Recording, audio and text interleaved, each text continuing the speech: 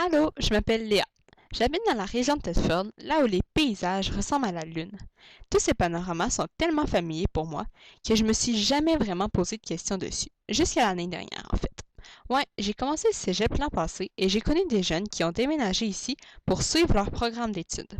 Les premières fois, ils me parlaient tout le temps des montagnes grises qu'on voit partout dans la région.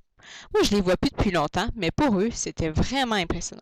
Alors, je me suis mise à les regarder différemment, à m'imaginer à quel point il a fallu d'heures de travail pour creuser la terre et accumuler autant de résidus miniers. Parce que c'est ce que c'est en fait, c'est des résidus de mines d'amiante chrysotile, pour être plus précise. Je savais aussi qu'aujourd'hui, toutes les mines sont fermées parce qu'on a compris avec le temps que la fibre de chrysotile était dangereuse pour la santé quand on y est exposé trop longtemps. Donc tout a fermé, mais les trous de mines et les montagnes sont restés là, comme pour rappeler nos 100 ans d'exploitation. J'ai voulu en apprendre plus. Fait que ce que j'ai fait, c'est que je suis allée voir ma grand-mère pour lui poser des questions. Elle m'a conté que son propre arrière-grand-père est arrivé dans la région pour travailler dans la première mine. Son arrière-grand-père à elle, je sais même pas combien d'arrière ça me donne.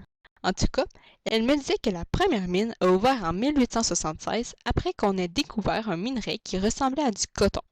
On pouvait le tisser, mais il ne brûlait pas. Imagine les utilisations qu'on a pu faire avec ça dans les industries, les maisons et tout.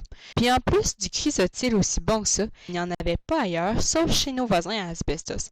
Ils appelaient ça l'or blanc tellement c'était payant. Imagine à quel point la ville s'est développée rapidement. Ça a duré longtemps en plus. Donc, en plus de son arrière-grand-père, il y a son grand-père, puis son père, qui ont aussi été mineurs, parfois même sous terre. C'est une histoire de famille, dans le fond. Même que c'était surtout des hommes qui faisaient ces jobs-là, mais elle m'a surprise quand elle m'a dit que ses parents s'étaient rencontrés à la mine. Sa mère, son travail, c'était de séparer la fibre de la roche en tapant sur le minerai avec un marteau. Elle faisait ça à mon âge. On l'appelait gobeuse. Comme plusieurs autres filles, elle a arrêté quand elle a épousé son mari, rencontré à la mine, encore là, à mon âge. C'est fou ce que les temps changent. Je voulais vraiment en savoir plus. Ma grand-mère est donc retournée dans ses souvenirs. Elle en avait vu et entendu des choses. Elle me dit que la ville s'était construite autour des mines de plusieurs façons, économiquement surtout, mais même que la ville était littéralement construite autour des puits de mines, ou plutôt, à force de creuser et d'agrandir les puits, on s'est approché des maisons, tellement qu'à un moment donné, il a même fallu déménager un quartier au complet parce que les maisons étaient trop proches des opérations. T'imagines l'impact? C'est facile de s'imaginer que la vie sociale devait pas mal tourner autour des mines. On y travaillait de génération en génération. Tout le monde se connaissait. Au plus fort du marché, quand mes parents sont nés au milieu des années 70, on fait compter au moins 4500 mineurs dans les mines d'amiante. Puis le salaire était bon en plus, parmi les meilleurs au Québec et même au Canada. Mais ça, dans le fond, c'est grâce aux mineurs d'avant eux qui ont dû faire la grève pour avoir de meilleures conditions de travail. À ce moment-là de son histoire, ma grand-mère a eu un peu les larmes aux yeux.